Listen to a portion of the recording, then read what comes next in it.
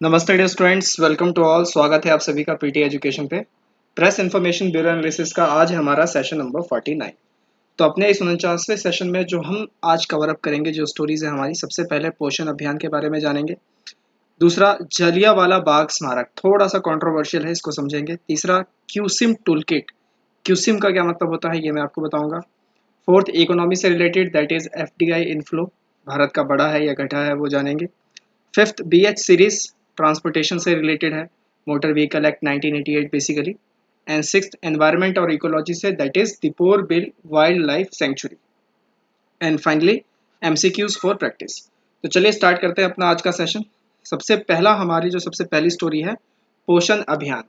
यहाँ पर पोषण का क्या मतलब है? पोषण का मतलब है prime minister's overarching scheme for holistic nutrition Abhiyaan. तो बेसिकली न्यूट्रिशन से रिलेटेड ये अभियान है। कब लॉन्च हुआ था? तो 2018 में लॉन्च हुआ था। कहाँ पर लॉन्च हुआ था? तो राजस्थान के झुंझुनू डिस्ट्रिक्ट में लॉन्च हुआ था। ये वही डिस्ट्रिक्ट है जहाँ से बेटी बचाओ बेटी पढ़ाओ का मूवमेंट भी लॉन्च किया गया था। कब लॉन्च किया गया था? तो 8 मार्च को, जो ऑब्जर्व किया जाता है इंटरनेशनल वुमेंस डे के तौर पे। और इसको किस मंत्रालय ने लॉन्च किया है? That is women, ministry of women and child development. तो ये कुछ बेसिक बातें हैं जिनको आपको जानना ज़रूरी है, बेसिक बेसिक सी जानकारी है। इसमें इस जो गवर्नमेंट के जो ये अभियान है, इसमें टारगेट क्या लिया गया है कि न्यूट्रिशनल जो वैल्यूज़ हैं, न्यूट्रिशनल जो आउटकम्स हैं, चाहे वो बच्चों में हो, एडोलेसेंट गर्ल्स में हो, प्रेग्नेंट महिलाओं में हो या लैक्टेटिंग मदर्स में हो, उन सब में न्यूट्रिशनल आउटकम्स को इम्प्रूव करना। इसमें जो अगर बेसिक बात की जाए तो इसमें बोला गया है कि हम हर साल 2% से स्टंटिंग को रिड्यूस करेंगे, under nutrition by 2% per annum, anaemia among young children specially in women by 3% per annum, and reduce low birth weight by 2% per annum. तो ये कुछ जो है इसमें टारगेट लिए गए हैं।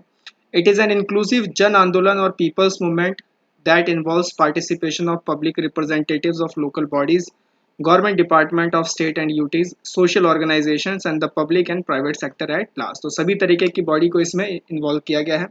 इनका एम क्या है इस अभियान के तहत? तो मिशन पोषण 2.0, दैट इज सक्षम आंगनवाड़ी एंड बेसिकली पोषण 2.0, इन दोनों को मर्ज करके बनाया गया है मिशन पोषण 2.0, राइट। और ये किस बजट में किया गया था? तो 2021 के बजट में इसमें बोला गया था, integrated nutritional support programme to strengthen the nutritional content delivery, outreach, and outcomes with focus on developing practices that nurture health, wellness, and immunity to disease and malnutrition. In order to ensure community mobilization and bolster people's participation, every year in the month of September, हर साल सितंबर के महीने में पोषण माह के तौर पे जो है ऑब्जर्व किया जाता है देश के अंदर में। इस साल भी किया जाएगा। इस साल बेसिकली इसके 4 थीम बनाई गई है, थीम 1, थीम 2, थीम 3, थीम 4। पहला जो थीम है 1 से 7 सितंबर चलेगा, जिसमें पोषण वाटिका करके कुछ एक्टिविटीज़ होंगी प्लांटेशन से रिलेटेड, जिसमें आपके nutritious fruit trees, local vegetables, medicinal plants, herbs, इन सबको देखा जाएगा, उसकी सैपलिंग को देखा जाएगा, उनकी वैल्यूज़ को समझा जाएगा। थीम 2 में है 8 to 15 सितंबर, जिसमें योगा और आयुष फॉर न्यूट्रिशन। 16 से 23 सितंबर देखा जाएगा distribution of regional nutritional kit to anganwadi beneficiaries of high burden districts. And finally 24 से 30 सितंबर जो थीम 4 होगा, identification of severe acute malnutrition, SAM, ये आपको ध्यान रखना है, severe acute malnutrition, children and distribution of nutritious food. तो पोषण अभियान जो है बिल्कुल जोरों शोरों में है। पोषण माह कब सेलिब्रेट होता है, कौन से मंथ में? तो सितंबर में। कब लॉन्च हुआ, कहाँ पे लॉन्च हुआ, किस मिनिस्ट्री ने इसको लॉन्च किया है, बजट में इसको लेके क्या कहा गया है, और इस बार कितने थीम्स में इसको डिवाइड किया गया है, ये सब जानकारी आपको ध्यान में रखनी है। आने वाली जो परीक्षाएं हैं उनमें इससे सवाल ज़रूर देखने को आपको मिलेगा। चलते हैं दूसरे अपनी कहानी के ऊपर, दैट इज़ जालियांवाला बाग स्मारक। जालियांवाला मैसेकर से तो आप बेसिकली अवगत ही हैं, आप जानते ही हैं। 13 अप्रैल 1919 को ब्रिटिश आर्मी के कुछ ट्रूप्स ने ब्रिटिश पुलिस ऑफिसर्स के कुछ ट्रूप्स ने एक जो लार्ज क्राउड जो गैदर हुई थी, अनार्म्ड थी, मतलब निहत्थे थे वो लोग। तो इस बाग में वो लोग इकट्ठे हुए थे क्योंकि दो लोगों की गिरफ्तारी कर ली गई थी, राइट। दो लोगों की गिरफ्तारी, मतलब दो लोगों ने, मतलब उसमें बुलाया था सबको, आइए। और जो बातचीत चल रही थी वो रॉलेट एक्ट 1919, रॉलेट एक्ट 1919, इसके विरोध में बातचीत चल रही थी। और वो जो दो पर्सनैलिटी थी, प्रो इंडिपेंडेंस लीडर्स थे basically, doctor Saifuddin Kitchlew and doctor Satyapal. तो इन दोनों ने जब वहाँ पे गैदरिंग की और जब लोगों को बताने लगे, तो फिर वहाँ पर ब्रिटिश पुलिस ऑफिसर्स जो हैं वो वहाँ पर आए, और उनमें जो उनके हेड थे British brigadier general R.E.H. Dyer, उन्होंने चारों तरफ से बाग को घेर लिया और फिर उसके बाद उन्होंने ऑर्डर दिया कि शूट एट दैम। तो उन्होंने क्राउड पे गोलियां चलाई, इवन सारे लोग भाग रहे थे फिर भी उन्होंने गोलियां चलाई, काफ़ी लोगों की इसमें मौत हुई। तो ये जो जालियांवाला बाग है, ये उसी वजह से याद किया जाता है उन लोगों के लिए जिनकी जानें इसमें गई, जो लोग इसमें जख्मी हुए। तो अभी हाल फिलहाल इसमें क्या न्यूज़ है, हाल फिलहाल न्यूज़ ये है कि प्राइम मिनिस्टर ने इस जो स्मारक है जालियांवाला बाग है, इसमें इनको रेनोवेट करके देश के प्रति इसको जो है समर्पित किया है। रेनोवेटेड कॉम्प्लेक्स है, आप इंटरनेट वगैरह पे देखेंगे तो इसके चित्र आपको मिल जाएंगे। Elaborate heritage restoration works have been carried out in synchronization with the local architectural style of Punjab. The Shahidi well has been repaired and restored with a redefined superstructure. आप जानते हैं ये जो बाग है तीनों तरफ से बिल्डिंग से घिरा हुआ है, और इससे निकलने का सिर्फ एक ही रास्ता था, जो उस वक्त वहाँ के जो जनरल थे उन्होंने बिल्कुल ब्लॉक कर लिया था। तो लोगों को कुएं तक में जो है कूद कर अपनी जान देनी पड़ रही थी, क्योंकि गोलियों से बचने के लिए लोग कुएं तक में कूद रहे थे। राइट, इस इंसिडेंट के बाद इस पे कमेटी बैठी, और इस कमेटी का नाम था डिसऑर्डर इंक्वायरी कमेटी। और उन्होंने इनिशियल दौरान में डायर को इस चीज़ के लिए प्रेस किया, जिसके कारण लोगों में गुस्सा और बढ़ा, और फिर नॉन कॉपरेशन मूवमेंट आया, आप जानते हैं 1920 में। इस इंसिडेंट को देखते हुए जो नोबेल पीस लॉरिट थे रविंद्रनाथ टैगोर, उन्होंने भी अपनी जो एक उपाधि थी नाइटहुड की, वो त्याग दी, बोला भैया ये तो आप वापस ले लो। ब्रिटेन ने कभी भी इस हत्याकांड को लेकर अपोलोजाइज नहीं किया, लेकिन 2019 में उन्होंने एक रिग्रेट तो जरूर शो किया था। तो ये हाल फिलहाल की इसमें अपडेट है कि prime minister Modi dedicated the renovated complex of Jallianwala Bagh स्मारक टू द नेशन। तो ये आपको ध्यान रखना है, सवाल इस पे आ सकते हैं जालियांवाला बाग से रिलेटेड, तो बिल्कुल तैयार रहें। तीसरी हम बात करेंगे क्यूसिम टूल किट की। क्यूसिम का क्या मतलब है, क्वांटम कंप्यूटर सिमुलेटर। तो ये टूल किट जो है वो मेटी ने इसको लॉन्च किया है। It is a first of its kind indigenously developed tool kit that helps in learning and understanding the practical aspects of programming using quantum computers. QSIM provides a platform to acquire the skills of programming quantum code as well as designing real quantum hardware. It enables the researchers and students to carry out research in quantum computing in the cost-effective manner. Developed collaboratively by the IISc Bangalore, IIT Roorkee and CDAC with the support of METI under the design and development of quantum computer toolkit, जिसमें simulator, work bench और capacity building के projects को इसमें include किया गया है। Right, तो इसमें कौन कौन से हैं, नाम आपको याद रखना है। IISc बैंगलोर है इसके अंदर, IIT रुड़की है और CDAC है, और फिर ये लॉन्च किया गया है मेटी के द्वारा। फीचर्स क्या है, इस तरीके के जो मतलब टूल किट हैं, this will offer QC simulator integrated with a graphic user interface based वर्कbench allowing people to create quantum programs. QSIM helps simulate quantum circuits with and without noise and test how well various algorithms work with imperfect quantum components. It has preloaded quantum programs and algorithms providing a head start to the users. Right? इनके जो कुछ model जो ये बता रहे हैं कि इनके पास है, दैट इज परम शवक एक ऐसा मॉडल है, उसके बाद परम क्यूसिम क्लाउड, ये मॉडल भी जो है ये उपलब्ध कराने जा रहे हैं। बेसिकली इस मॉडल में ये लोग एआई का यूज़ करेंगे under the NSM programme. Right, तो ये आपको थोड़ा सा ध्यान रखना है। क्यूसिम टूल किट ये किसने लॉन्च किया है, ये ज़्यादा ज़रूरी है, क्वांटम कंप्यूटर सिमुलेटर। और ये आप देख सकते हैं ये इन्फोग्राफिक है, इसमें आराम से वीडियो को पॉज करके आप पढ़ सकते हैं कि इसमें क्या क्या वो लोग मतलब इन्वॉल्व करने जा रहे हैं। अगले स्टोरी पे चलते हैं, that is FDI inflow, foreign direct investment. हाल फिलहाल इसके आंकड़े आए हैं, और जो आंकड़े आए हैं उसमें ये पता चला है कि भारत में एफडीआई का जो इन्फ्लो है वो बढ़ा है। Right, India has attracted total FDI inflow of $22.53 billion during the first 3 months of 2021, जो कि अप्रैल से शुरू होता है, आप सभी को पता है अपना महीना। हमारे यहाँ जो साल है वो वर्किंग जो ईयर है वो अप्रैल से स्टार्ट होता है, तो अप्रैल, मई और जून, तो इसमें तकरीबन $22.53 बिलियन का जो है एफडीआई इनफ्लो आया है, जो कि 90% ज़्यादा है पिछले साल के कंपैरिजन में। इन्हीं 3 महीनों को अगर आप 2020 में कंपेयर करेंगे तो उससे 90% ज़्यादा है। पिछले साल कितना था, $11.84 बिलियन था। FDI equity inflow grew by 168% in the first 3 months of the financial year 2021, बहुत ज़्यादा आया है।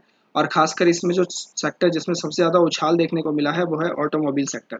तो ऑटोमोबाइल सेक्टर में जो है सबसे ज़्यादा एफडीआई इनफ्लो देखा गया है। उसके बाद फिर total FDI equity inflow followed by computer software and hardware 17%, and services sector 11%। तो पहले पे आपका ऑटोमोबाइल, उसके बाद computer software hardware and finally services sector. तो ये तीन है, इनको आप जो है ऑर्डर में याद रखिएगा। कई बार आपको स्टेटमेंट देके भी ऐसे पूछा जा सकता है। Karnataka is the top recipient state during financial year 2021 up to June 2021 with 48% share of total FDI equity inflows, followed by Maharashtra 23% and Delhi 11%। तो सबसे ज़्यादा कहाँ पे आया, किस स्टेट में इनफ्लो गया है, वो है कर्नाटक। तो ये कुछ आंकड़े थे, आपको ध्यान रखना है। आंकड़ों पे सवाल बनते हैं, वो आपसे आंकड़े नहीं पूछेंगे, वो आपसे ये पूछेंगे कि बड़ा है कि घटा है, किस सेक्टर में ज़्यादा है, किस में कम है। इस तरीके से आपसे स्टेटमेंट में यस और नो करके पूछा जाएगा, राइट। चलिए अगली स्टोरी पे चले, तो वो है हमारी BH सीरीज यानी भारत सीरीज। तो basically ministry of road and transport and highways ने एक नया रजिस्ट्रेशन मार्क जो है वो लॉन्च किया है और उसको उन्होंने नाम दिया है भारत सीरीज, BH सीरीज। ये सीरीज क्या काम करेगी, ये सीरीज हेल्प करेगी व्हीकल के री रजिस्ट्रेशन प्रोसेस को लेकर।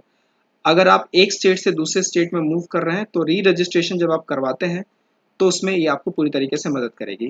जो अभी का कानून है under section 47 of motor vehicles act 1988, वो एक पर्सन को, एक व्हीकल को 12 महीनों से ज़्यादा आप किसी स्टेट में रख नहीं सकते। मान लीजिए मैं दिल्ली से हूँ और मैंने दिल्ली में अपनी एक गाड़ी रजिस्टर की और अब मैं चला गया, सपोज करते हैं इंदौर, और मैं इंदौर में अपनी वही कार लेके इंदौर में आ गया। तो वो गाड़ी तो दिल्ली की है, लेकिन अब मैं इंदौर में पिछले 12 महीनों से रह रहा हूँ, 1 साल हो गया। तो ये मुझे इसके लिए, इसी गाड़ी के लिए री रजिस्टर इसको करना पड़ेगा। और इसमें इसको किसका नंबर मुझे बनाना पड़ेगा, MP का नंबर बनाना पड़ेगा। तो इसके लिए कुछ स्टेप्स फॉलो करने पड़ते हैं, जैसे कि नो ऑब्जेक्शन सर्टिफिकेट आपको पेरेंट स्टेट से चाहिए होगा न्यू रजिस्ट्रेशन मार्क के लिए।